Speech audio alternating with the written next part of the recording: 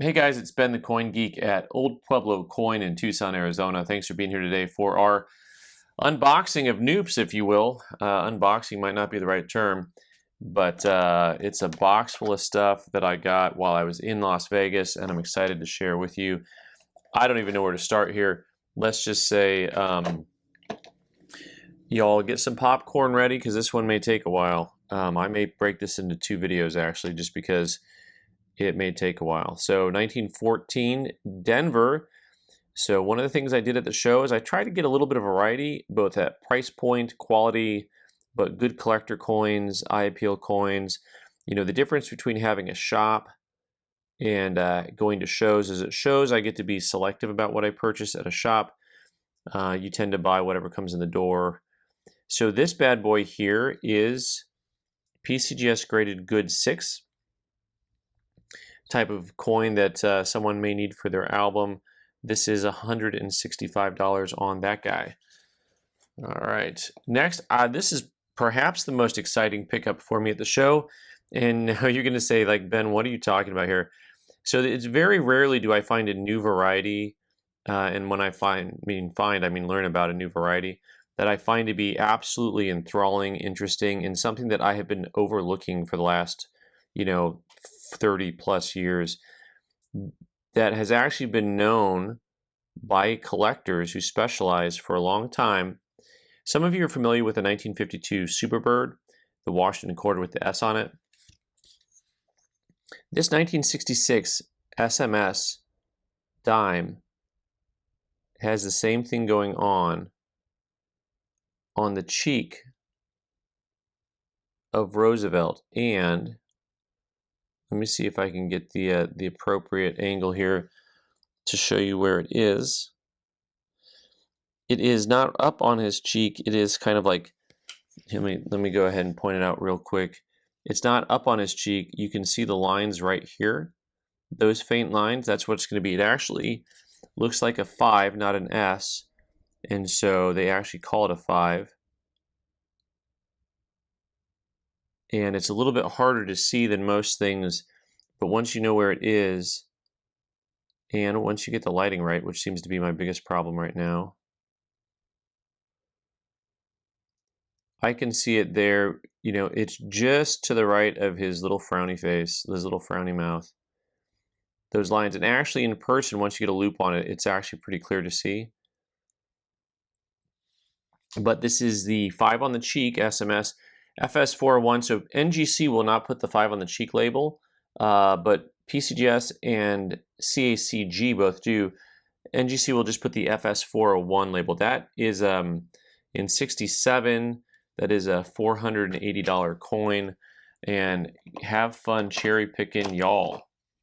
Y'all and all y'all. 1897 San Francisco Treats. This guy here is semi-key date. One of those coins. It's just a little bit tougher, but it's nothing like some of those other S-mints that you see in the mid-1880s to the mid-1890s. They start to have a higher production rate, but I just thought this was a really nice, clean example. I thought it was good for the grade. This coin has nice eye appeal to it overall. A little bit of toning around the edges, not a ton. MS63. So I thought it just looked really nice for a 63. It has some chatter, but nothing too distracting. And this is a coin we have priced at $215 on that guy. All right, next up, here's a coin that I don't know exactly what I'm doing. So this is a coin that the price point and the grade have nothing to do with the gray sheet. I'm going to say that right up front here, this 1859 3-cent piece. Sometimes people nickname them a trime, which is kind of a funny thing because, just it's not funny. But to me, it's funny. So this guy here has just some like super cool toning to it. It's graded AU50, but it is $250, and that's because that's like almost what I paid for it. I just thought it was super cool. I had to have it. One of the things that I tried to purchase while I was there was some little bit of some mid-century modern. I'll have some pretty interesting things to show you either in this video or tomorrow's video, depending on how I break this up. 1941, just a proof nickel, kind of fun. It's funny because when you look at coins that you bought, you're kind of reminded of coins that you didn't buy, because I'm pretty sure that I was going to buy a 1942 nickel in proof, and I didn't. And, oh, I didn't see it when I was pricing things up. I don't know. So this is NGC graded proof 65. So a nice simple coin, and something that if someone is putting together a proof set, or, you know, is born in 1951 and they want a proof coin, this is $65. And so I think that's just kind of a nice, easy beginner coin. 65 bucks, not too shabby. Oh, ho, ho, ho, ho.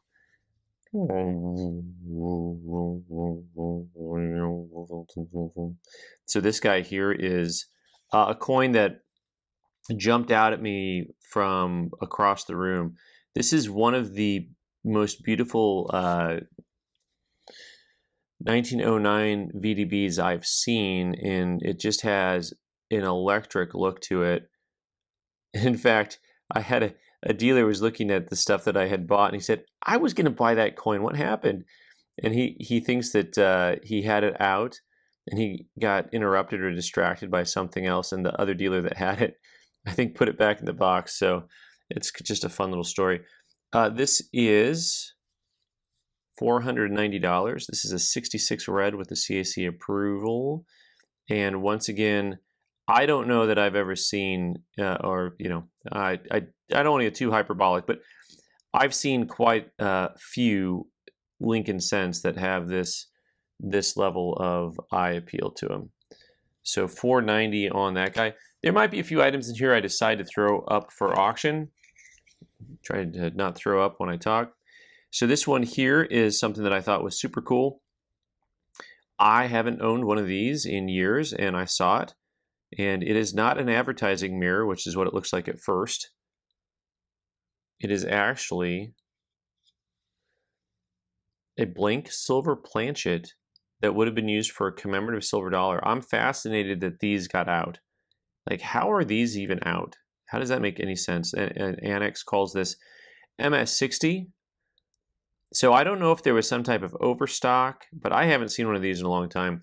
This is $200. And what a neat piece of numismatic history to have a planchet that was intended for commemorative silver dollars. It says type 2. I think the difference between type 1 and type 2 is as the planchets are processed, they come out flat, and then there's a machine that rolls the lip, and that's the type 2 has the rolled lip, so that edge there, that is the 1 and the 2. And a 1, 2, 3. Here we go. Next up, I've got a Jefferson nickel. I said Jefferson nickel. That's so funny. That's what you get sometimes when you're just not focused. 1925 Indian Buffalo nickel in very high grade. By very high grade, I mean it's a CAC graded 64, but a very, very gem quality kind of coin. And this guy we've got priced at $285 on that guy. Really cool to see Buffalo nickels from the 20s with that kind of look to it. I did buy a few soap boxes as long as they weren't too crazy, and I liked the coin. This is a 1918 Lincoln cent with some fun color, but I'm looking at the way that luster rolls, especially behind Lincoln's head. It's just really pretty right there. This is graded MS65 red brown. And if it's a soap box and I feel like it's graded accurately and it's not too expensive, I try not to take too many chances on a high-end soap box just because the market doesn't demand it. Occasionally I'll buy something just because I like it, and you know, I don't really care. But usually I try to keep in mind what you guys like and what you guys want. So this is $215 on this guy, and it's just a pretty penny. Just a pretty penny.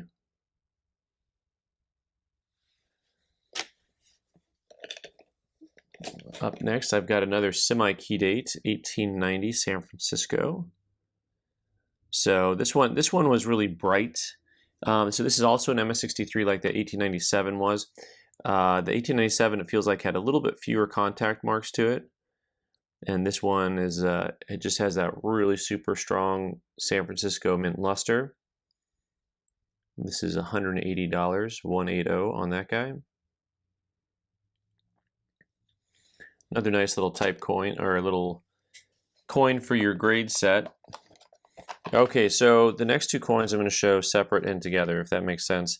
If it doesn't make sense, so one of the individuals that I deal with has really nice mid-century modern stuff. He specializes in that, and he specializes in, you know, proof sets and getting them graded and cameos and stuff like that. So this 1963 Benjamin Franklin half dollar is really cool, right? That's what you want to see. This is proof 67 ultra cameo. Okay, well, you know, here we go with one different one. Now I'm going to talk a little bit about the differences between these two, and you know, you can decide what you kind of like better. You can see when they're next to each other, the one on the left, why it's an ultra cameo, right? You see how the entire surface of the bell is just like white and white at almost every angle. That's get it done. Right. Now what's weird to me about these two coins, this 1956 Type 2 here, a 69 star versus a 67 Ultra Cameo. The Ultra Cameo is definitely Ultra Cameo. Very scarce to get an Ultra Cameo. This is $240 on that guy. What is intriguing to me is that they went proof 69 star on this coin and didn't go proof 69 cameo. I don't know if they would go cameo and star, but they just went 69 star. So there it is. This is $325 on the 69 star. So we got those guys together. And let's see what else is coming up here. So I'm going to knock down my stack of stuff here. Oh, okay. I bought this coin because it is a little bit colorful. This 1962. It's interesting to me that it's a proof 67 red, and I bought it because it has color on it, and it's the color of money. The edge of the coin, the left side here, is green, and I'm really intrigued. I'm really intrigued that it got a red because it has that green area on the edge of it. It's just barely on the rim here. Actually, it's on the northern rim too. When you get it at the right angle, you can see the green. So the green is kind of cool, I think. And so I thought that was fun. This is $45 on that guy. For those of you who don't know the video, the items in the video will be listed. You have to click on the title, or you can just go to our website and look. I mean, oldpueblocoin.com. But the items will be pictured. The items will be, if you drop down click on the title, it'll drop down a menu full of the different items. So here we have a 19030. This used to be the most rare Morgan dollar until they found a bag of them. And I liked this coin. I think it's kind of obvious now because of the reverse of the coin. There were lots of 030s to be had at this show for some reason. Well, partially because I saw a dealer that had like 20 of them. But I really liked this one. This has just the reverse sold me on the coin. In fact, this is kind of a reverse up type coin. I would have put the reverse up on this coin. The obverse is, as most 030s, nominal. I mean, it's not anything too fancy. Got a little bit of some scattered tone to it, but this is an MS64. You know, but for me, the eye appeal is just that side of the coin. So this is $780 on that particular coin. All right. Next up, 1947 Denver. This is another one. So actually, there were two coins back to back, the same grade, and I actually picked the coin that was toned instead of the blast white coin. Sorry for you Blast White collectors, this MS67.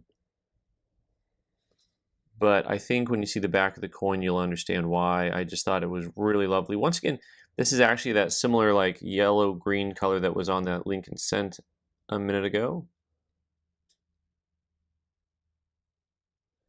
Super original skin on this coin and just really, really pretty. This one is $9.75. So the next grade up, so at 68s are like 25 grand. there's just like not many, you know, those are, I don't know what the population is on those, maybe one or two. I don't know. Feels like there's not going to be many of them, but this one was super awesome looking. Looks just like it came right out of a mint set, untouched. Just pretty coin. Okay, so let's grab the next thing. 1921 Denver. You know, the 21s, they reworked the dies, so they have their own look to them. You can always spot a 21 because they look visually different than any of the other Morgans. They've got that lower relief to them. And they've got the itty bitty little mint mark. They probably just took the mint mark from a barber half and stuck it on there. Why reinvent the wheel? So this is MS64. This guy is $350 on that guy.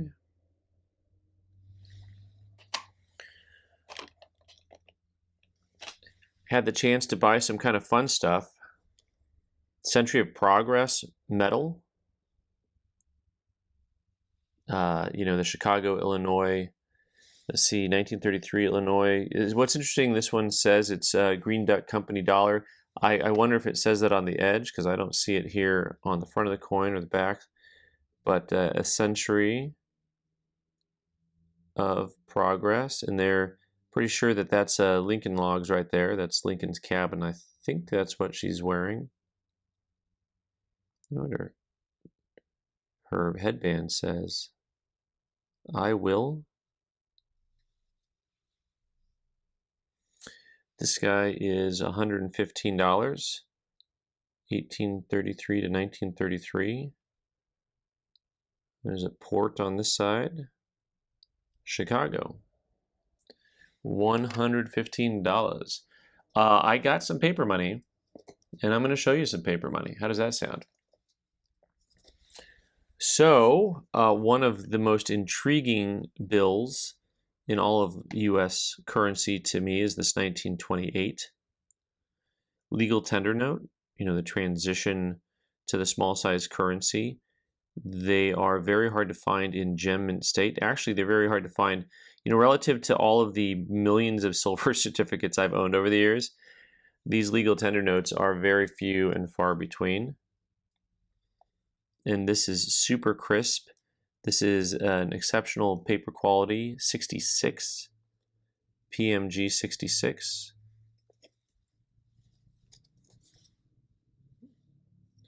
And so this guy here is going to be $800. Very cool piece.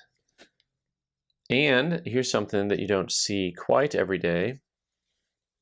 So this silver certificate at first blush looks like every other silver certificate you've probably seen. It's graded Gem 65. Gem 65. But if you take a quick look, this is actually a really famous mismatched serial numbers. U47, correct. U37, incorrect. So the rest of the digits all match up, but those front two are not correct. So this is a $500 note on that guy. Something that's kind of fun and different. All right, so I got another coin here that I don't really know what I'm doing with because I didn't buy it anywhere near gray sheet, and by that I mean I bought it way north of gray sheet, forgetting about what the gray sheet is, and I just said, hey, I like that coin. I think I need to have that coin. It is a 1920 Standing Liberty Quarter in full effect, graded AU55. which, you know, feels like super conservative to me on this coin. It is not a full head, but man, is it close to a full head. It's just a really, really nice piece. I'm going to pull that up here.